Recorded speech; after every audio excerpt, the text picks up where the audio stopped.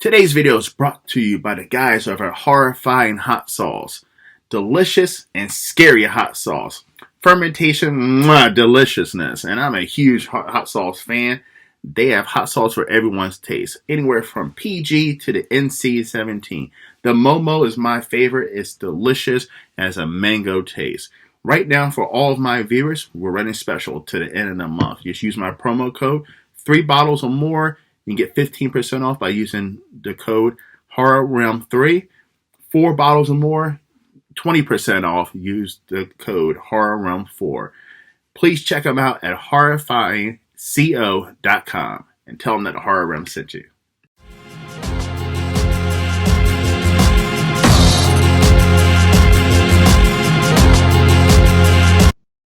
Hello, everyone. Welcome to the Horror Realm. I'm Travis Bruce, and today I have a guest with us. He's an author, and he has a new book right now. It's out on Amazon, Kindle, and upcoming on Audible.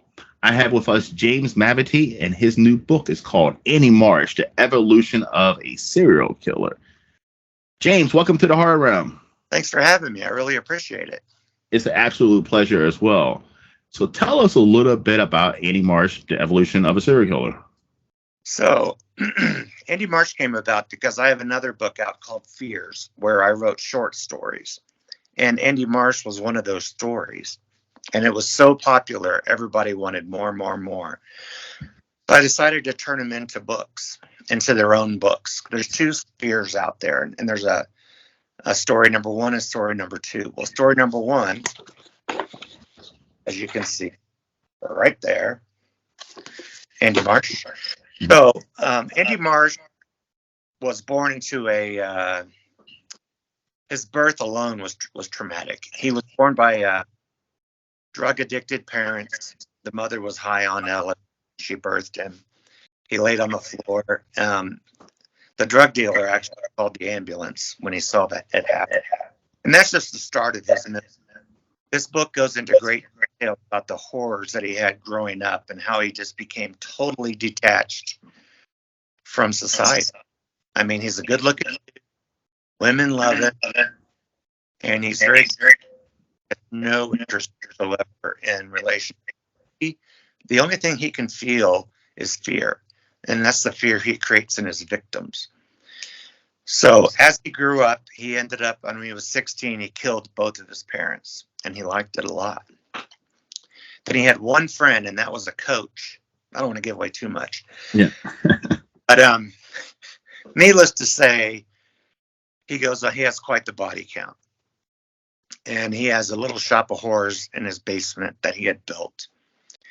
And he just has no remorse for his actions. Then he falls in love with this woman named Sandy Beckman. And she's like no other. But his idea of love and hers are 2 different things. So he wants to show her the most exquisite pain possible. So will she escape? Will she not? Will she live? Will she die? I don't know. But there will be a second book. Awesome. Now, one thing you said about serial killers, which comes as well with Andy, which is something that most people don't realize. So I've done a lot of research on serial killers. Most serial killers, most people, when they think of a serial killer, they think of some creepy looking guy who's disturbing.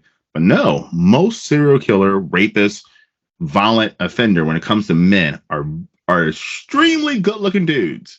Like Ted Bundy was considered very handsome. Charles Manson, even Jeffrey Dahmer, they were all extremely good looking men. And good looking men are the ones who commit the most violent crimes. And most people, and there's some kind of stereotype that some creepy looking guy is the dangerous guy. But if you look at statistics in society, it's always the good looking men. The reason why is because women put their guard down when it comes to good looking men, and they're more likely to follow them into the woods or back to their place or something. And bye-bye. Yep. And my character, Andy, he studied all of the best serial killers.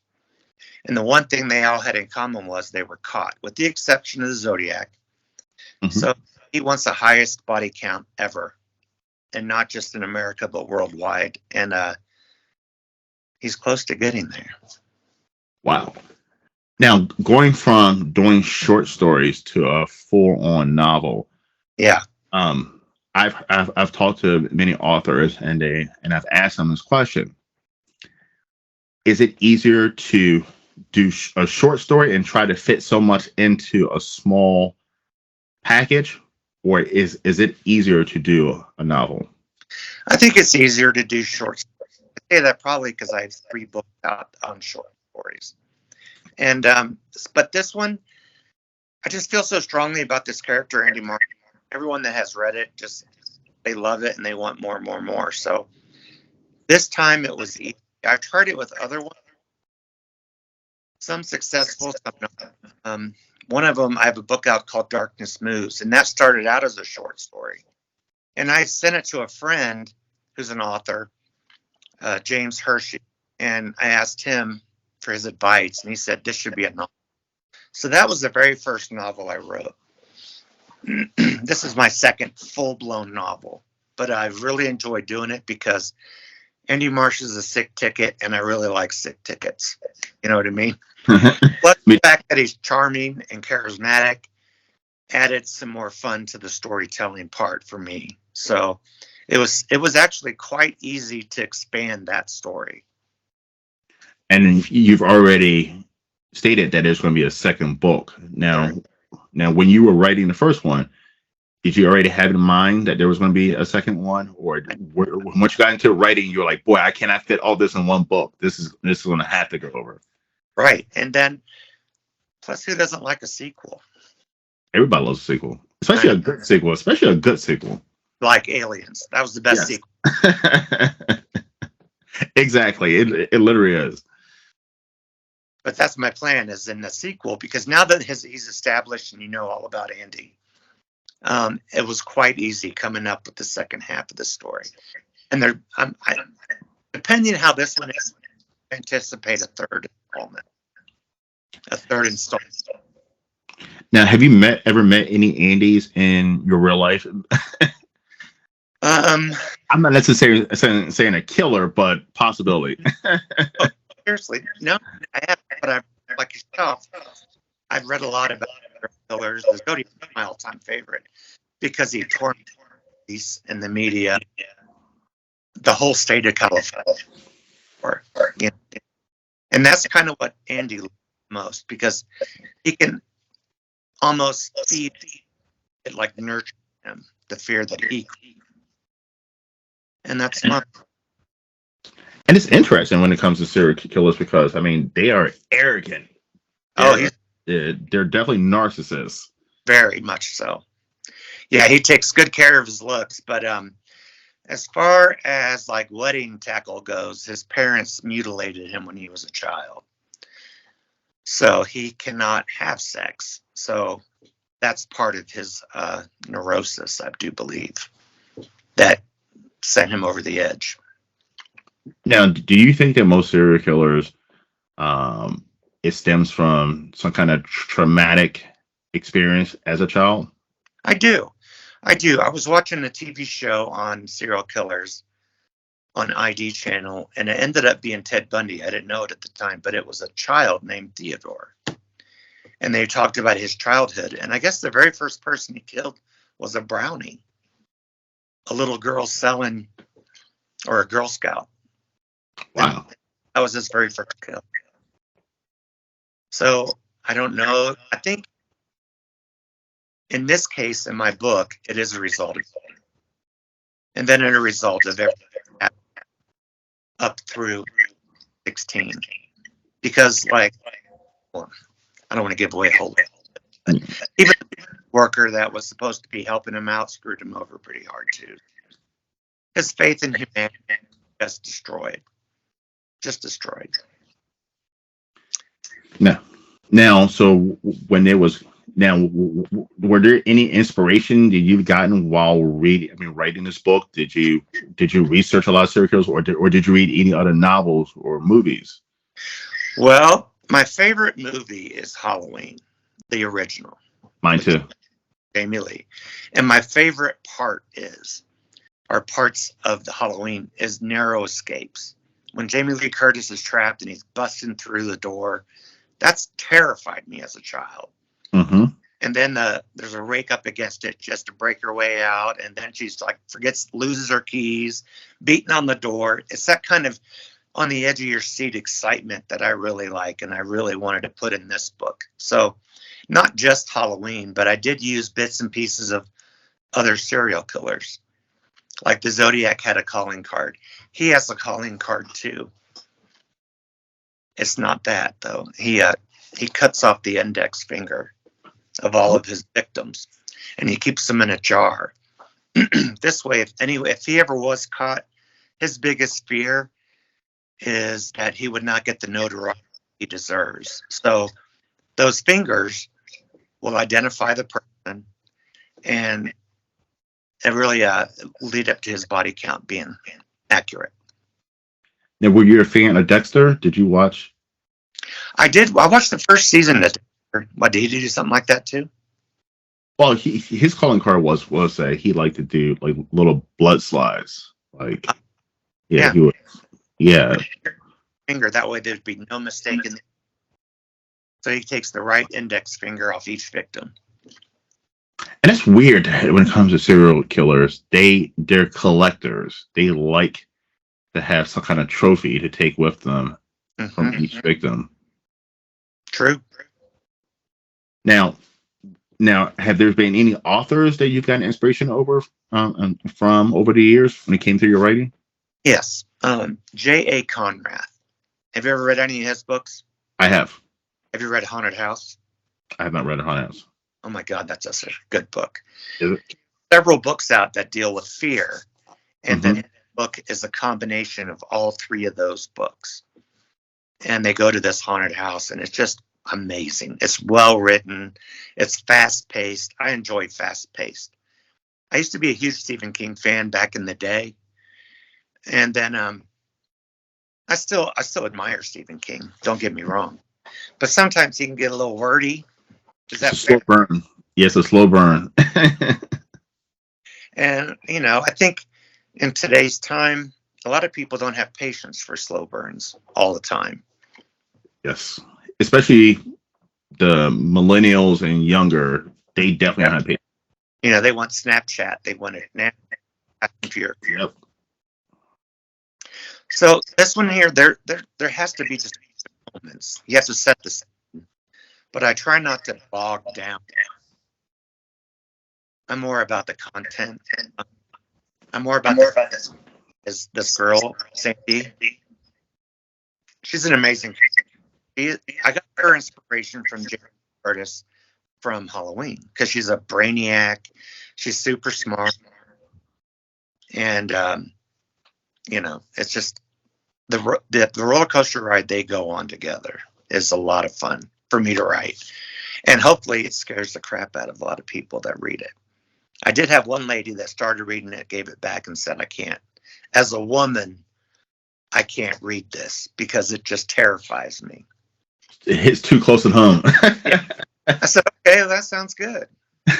That's what I've always wondered, like, as I'm not a woman, but I was wondering as a woman, like watching horror or reading horror books, which most of the time is men committing horrible crimes on women.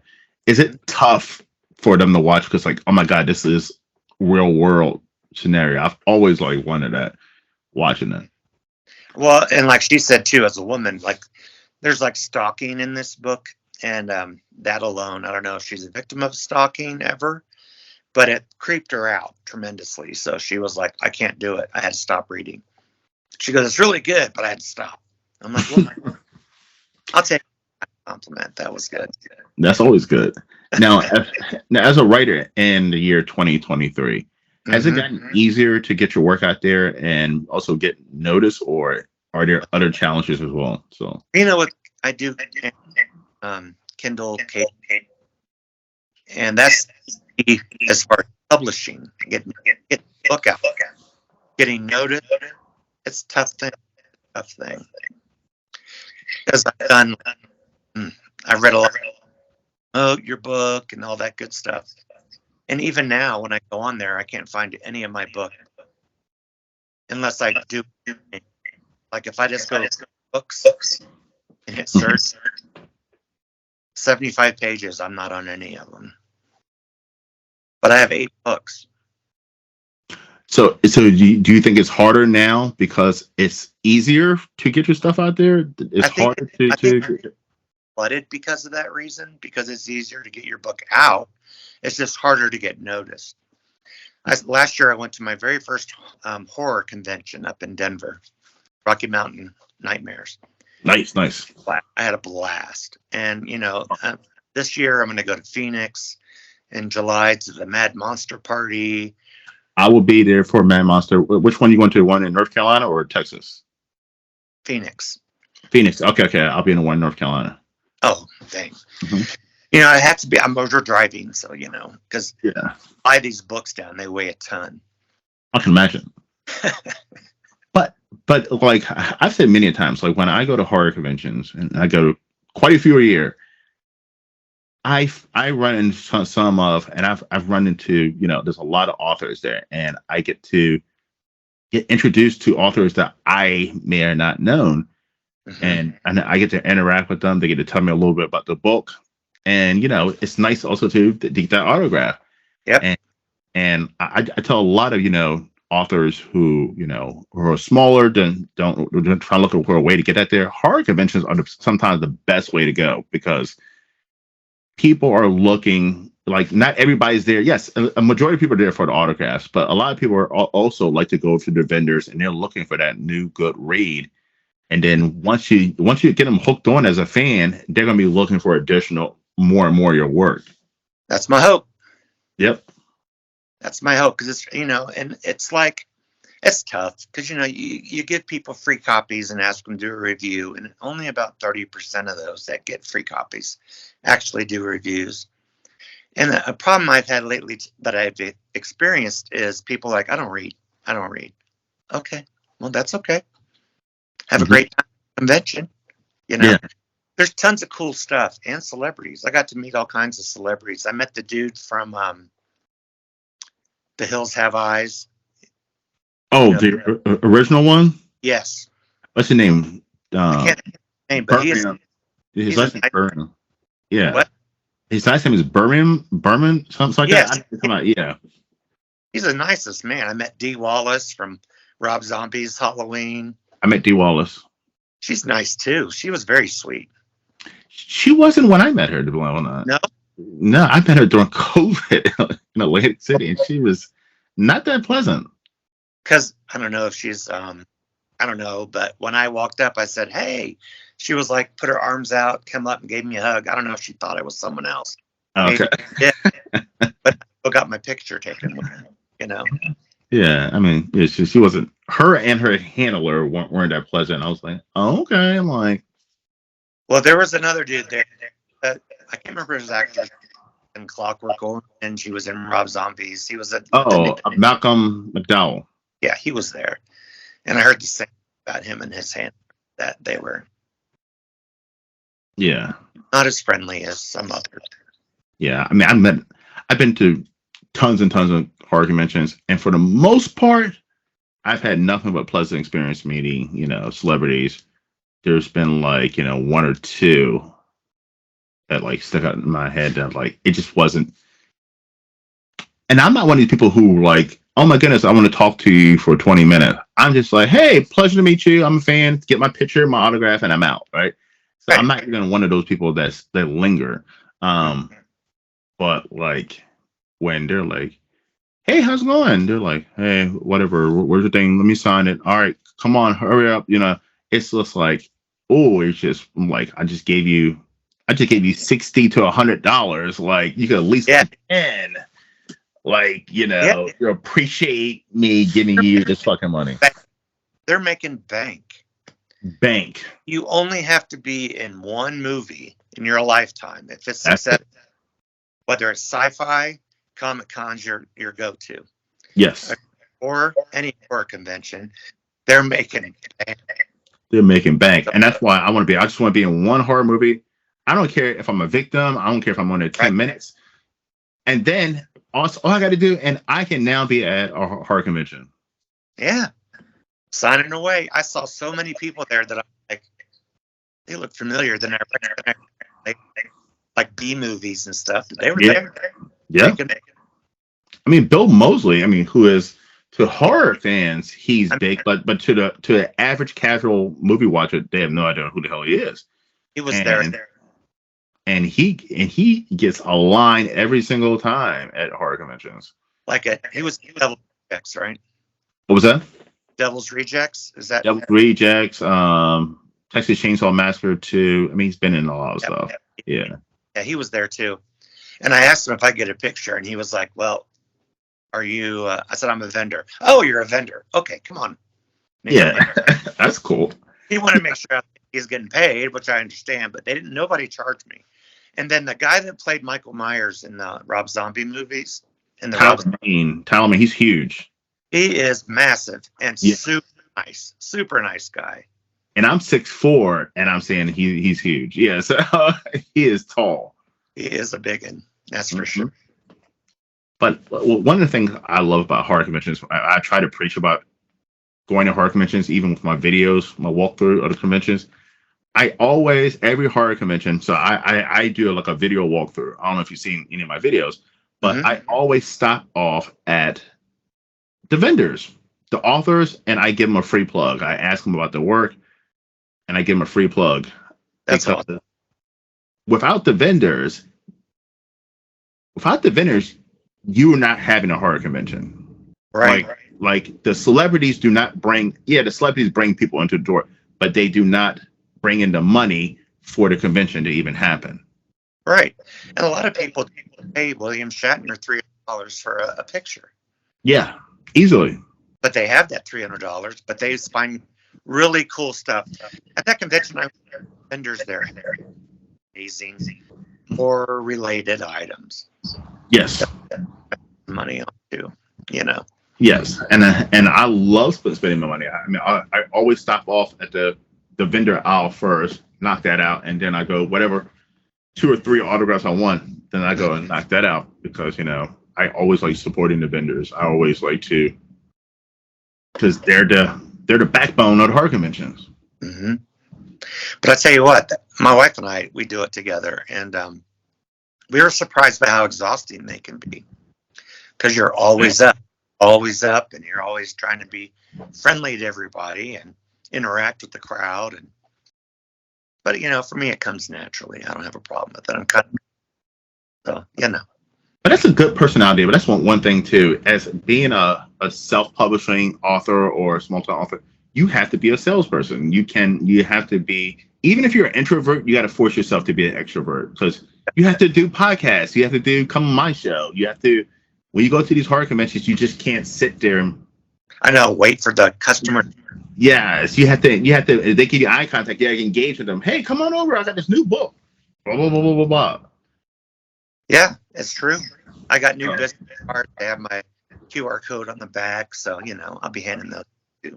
Yeah. My wife got, baggers on them, Nice. with our info, and so they can carry it around and see that too. So, all right. So I have a question. So if they decided, if a big movie studio came to you right now and they asked you, hey, we want to make a movie out of Annie Marsh, what horror director would you want to be assigned, or director period, would you want to be assigned to making? I like Sam. I'm sorry? Sam Raimi. Oh, Sam Raimi would be good.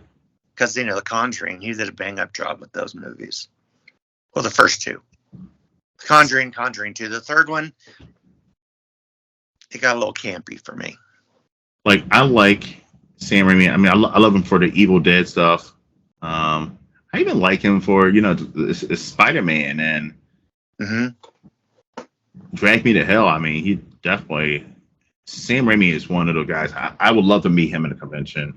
Mm-hmm. And I keep missing out on him. But he's back on the convention circuit now. So I definitely going to have to meet him. Maybe I'll run into him and say, hey, here's a free copy. I know. But he was in Denver last year. He was at the one in Denver, the Fan Expo. Mm-hmm. One in Denver. He was there for that one. And I wanted to go out there but I couldn't get out there. So No, and because I'm an indie author and that, my budget doesn't rate for a fan expo. yeah, I can imagine. There's for a table, a 6 foot. I'm like, that's a little bit steep for me. Now, how does it work for a author vendor? So you pay for your table. Now, do you have to pay the convention? Do you got to pay them anything about how many books you sell or no? Mm-mm. Okay. Well, Because I heard something about like the guests who do the autographs, they either you either get a fee for coming, or you're whichever one's higher, the fee for coming or how much you sell in autographs and pictures. And I'm like, why would they just give them both? Yeah, they're drawing a lot of crowd in because a lot of people come just to see Malcolm McDonald. Yeah. He had a huge following. Yeah, because I mean, he was at the Monster Mania here. I'm in Maryland. He was there, I want to say about a year or two ago, and I wanted to get his autograph, but the line was so damn long. I was like, I can't. Yep. I just can't force. I'm 40. I'm in my 40s now, so my patience with when standing in lines is like gone. Like I used to be able to stand in lines, and it didn't bother me at all. But now, like standing in lines bother me. Mm-hmm. I know that. Yeah, it's a pain in the ass. I grew up in Ohio. We used to go to Kings Island and wait 3 hours for a roller coaster. Never thought anything of it. Not a big deal. Like I took my 7-year-old nephew, to this haunted house in October, and I swear we were waiting for an hour, and I was like, oh my goodness, if this line doesn't move anymore, like we're gonna leave. And thank God, thank God he was kept saying, no, Uncle, I want to go, because if not, we would have definitely left. I can't do lines anymore. I know. We work at a haunted in Colorado Springs for the book. Oh, nice. I know the owner, and there's two. He has one called Hellscream and one called the Fear Complex. And so we do book signings pretty much the whole month of October at the Fear Complex. And at least they're like Universal Studios. They try to make the line enjoyable or at the part of the event. Mm-hmm. Like, I think all amusement parks could learn a lot from Universal Studios because their lines are not bad. I mean, even long, but at least they entertain you while you're waiting. Exactly.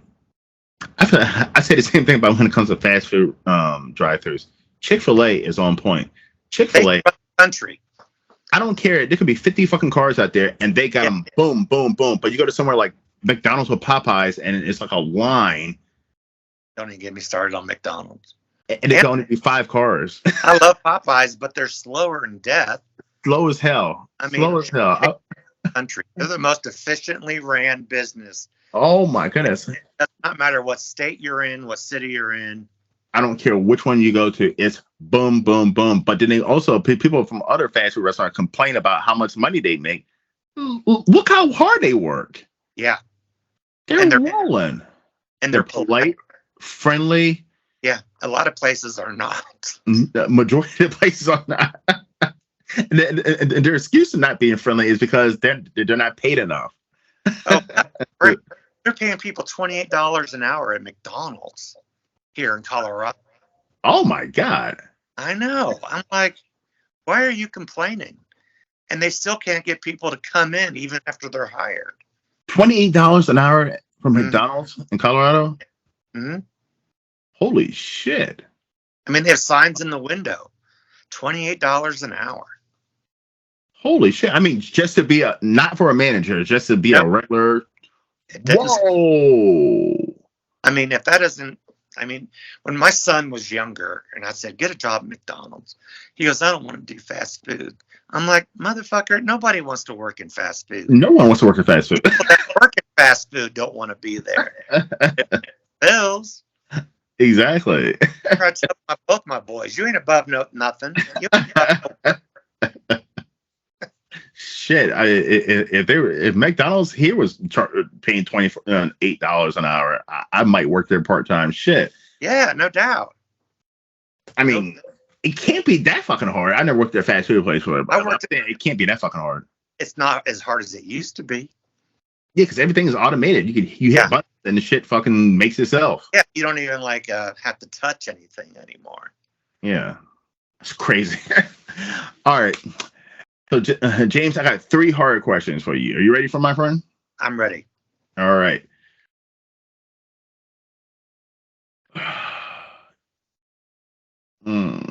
Okay, who is the one horror character that scared the shit out of you as a kid? In a book or a movie? Either. Of course, Michael Myers. Do you know what movie traumatized me when I was a really little kid? What's that? The Poseidon Adventure. Really? I don't know the original.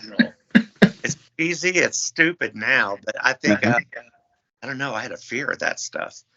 I had a fear of cruising for the longest time. I never wanted to go on a cruise. Really? Yeah, I had nightmares for months. That and let me see. You did ask a hard question. I don't necessarily like monsters, other than in their own heart, but I like where it could be real. Yes. You know, like Freddy Krueger. That was entertaining, but it wasn't like, didn't cause me nightmares or anything like that. Mm-hmm. He was more and comical in his killings than anything else. Yeah. But the ones that could actually happen, those terrified me the most. See, Candyman, I'm going to tell you, so there's 2 movies that scared the shit out of me as a kid. Candyman was one of them. The second one, I don't even know the name of this movie. It came on Fox. It came on Fox one, like Fox would have like an original movie every once in a while. And it was a movie about this family who had it was something like a Paranormal Activity, but it was way back in the early 90s. And his family's house was like haunted by the spirit. And I don't know why that scared the shit out of me. Like anything like paranormal with a house haunting, Paranormal Activity, those movies always freak the hell out of me. Well, I mean, you got The Exorcist. Yes. I think that's a classic. The Exorcist is definitely a classic, especially for what it did. It was the first. And you know, that new one came out. Did you see it? Oh, that's horrible. Have you seen it? Yes. It's a piece of shit. I'm so pissed off with Blumhouse. They can suck my ass because they fuck up. Look at Halloween. They fucked up that heart. Listen, don't get me started. Every single video, I get pissed off about the fucking Halloween ends. That movie fucking pissed me off so much. It almost ruined the franchise for me. Listen, I say all the time, so I'm like, I don't even want to see another Halloween movie anytime soon because it fucked me up. And I fucking love Halloween. Fucking love Halloween. It fucked up Halloween and Michael Myers for me for right now. Like, I don't want to. I hear there's a TV show come out. I don't even want to watch the fucking TV show. I don't want nothing Michael Myers Halloween. Nope. Give me another fucking 10 years to get over this Halloween ends and then hit me with something. But I don't want to see anything in the next couple of years. Because they fucked up Halloween. They fucked up The Exorcist.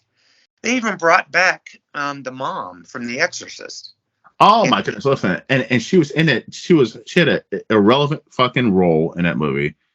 Irrelevant role. And she even said in the news it was a cash grab. She came there. She didn't want that role. She declined it. She read the script numerous times and she rejected them 4 times. And then finally they backed up the Brinks truck and she was like, okay. Yeah. Because then Linda Blair cameo at the end. What the hell? When she said in the movie, well, I'm not sure if it was real. I know. I'm like, what do you mean? You don't know if it was real. She beat your ass. I mean, come on. I'm going to wait another month and then I'm going to go into really why that movie pissed me off. But I just don't want to spoil it for anyone who still hasn't seen it. By the way, it's free on Peacock now. Yeah, I actually saw it in a fucking theater. I actually paid money to see it. Because I was excited. Yeah. But then, then they showed those movies, Night Swim and Five Nights at Freddy's. They didn't appeal to me at all either. No, I'm telling you, I was actually talking in another interview about Blumhouse.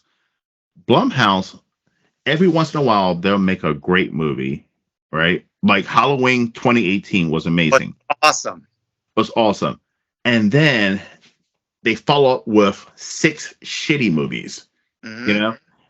And then they'll come out with a movie like The Black Phone, and then six shitty movies behind I that. love Like, Black Phone. I That was love Black Phone. And so they'll come out with something amazing and then follow up with six shitty movies in a row yep. and then something amazing, six more shitty movies in a row. Like, that's what Blumhouse does. Yeah. And and they ruin franchises. Listen. I was complaining about it before The Exorcist even came out. When I heard that David Gordon Green, the guy who fucking did the damn Halloween series and fucked that up, was Hmm. taking on a trilogy with The Exorcist, I was like, oh no, no, no, no, this is going to be bad. I think they canceled it. But that's what I was trying to say. I was like, that movie was so fucking bad and it was so poorly received. How are they going to make two more movies off of Right. that? Like they announced it from the beginning that it was going to be a trilogy, which is stupid too. I would even announce that it was going to be a trilogy. Everything about that movie was horrible. Everything. I mean, there had no redeeming qualities whatsoever. Anytime I hear somebody say, "Oh, I like that movie," or "It wasn't that bad," I actually question their. Yeah, I When question them. and they say that, oh, I think Halloween Ends was that fantastic movie. I go, do you work for Blumhouse? For Blumhouse? I question. Like, I'm like, there's nothing. what? What is good and bad to you? Yeah. When I saw the first one, 2018, I told my son, I took my son with me, and I said, he's a grown man, but I said, if this is how it ends, I'm happy with that. It was amazing. You know, if he doesn't Make any fire, more after that. They didn't have to make any more after that. I was perfectly fine with that. I yep. loved it. I said, this is a good way to go. But in the end, oh, I don't want to get started. It'll go negative. You have two more hard questions for me. It just really fucked wild. Okay. Well. Here's another hard question. Okay. What is one horror movie that everybody says is, "Oh my god, it's so great," that you think is under? I mean, you think is overrated? The first Nun. Nun Yeah, 2 that's was horrible. the first Nun. No. The Saws. I don't think that's horror. That's gore. It's torture porn. Yeah. Yeah, that's all. Um, um, House of a Thousand Corpses, I think is. Now I do like some of the characters, but as a movie, I thought, House of that Thousand Corpses. I don't know. So I saw that. I rented that movie on DVD because that was his first Rob Zombie's first movie. I was like, oh, let me see what this is. yep, And I remember watching it. I was like, this is unwatchable. yeah, This is absolutely unwatchable. I'm like, and I thought that Rob Zombie movie career was dead with his first movie. I thought it was completely. But then he came out with Devil's Rejects, which was great. yeah. So I'm shocked that he followed up something so bad with something so great. But a lot of people love. I agree. A lot of people love A House of a Thousand Corpses. I think it's a big turd. Yeah, it's totally. I mean, and then at the end where they're in the tunnels and there's all these weird people down there, they just got introduced at the end of the movie. You know, I mean, But it's not scary. It's not gory. It's nothing. It's just weird. it's so weird. So fucking weird. Mm-hmm. And it's crazy that Devil's Reject was spawned from that crappy movie. I know it is, but you know, there's so many fans of it out there. It's A just lot of things. I was at Terrifier 2 was everywhere. Everybody was all about Terrifier 2. They had a lot of the producers there, and there was just merch for days. Mm-hmm. I even got some stuff. And I think Terrifier 1 is a piece of shit. Like, I Yeah, think the first one was horrible. and the second one's even gorier, and they're making the third. But I mean, listen, I actually like the second one. I didn't love the second one, but I actually like the second one. But the first one is unwatchable. Yeah, First one is 100% unwatchable. It's It's torture porn. It is, and bad acting.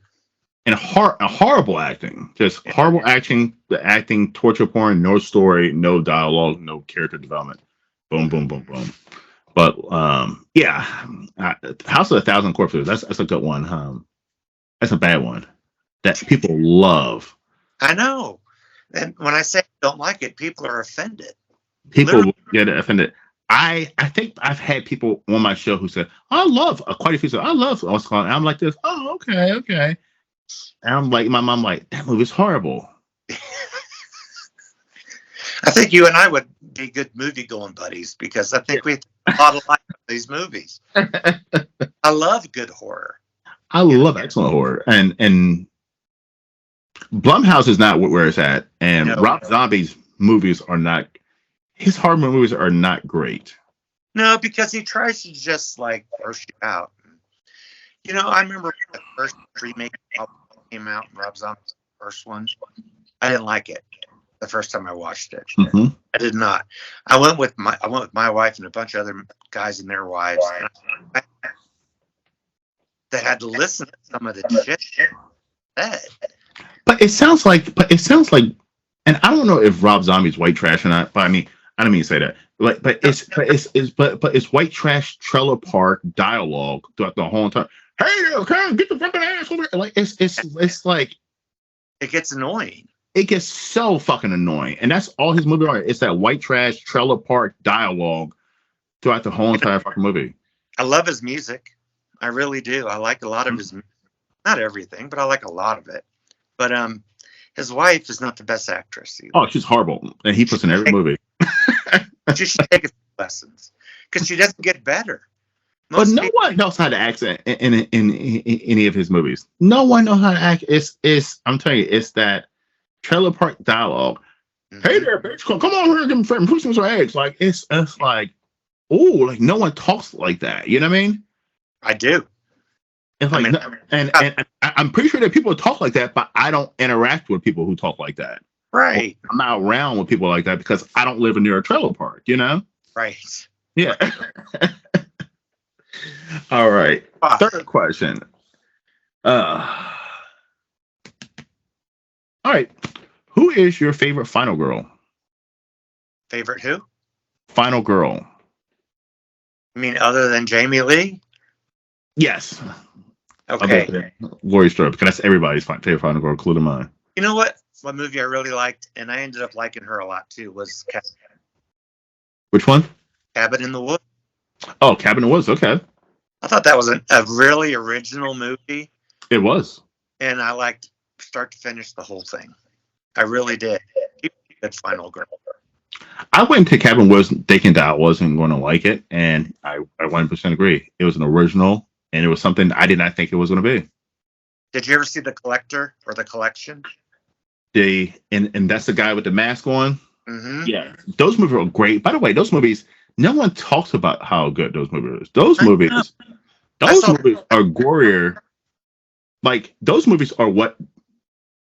If you put those movies against the Terrifier movies, I would pick those movies because those movies have the same amount of gore, but have a great story.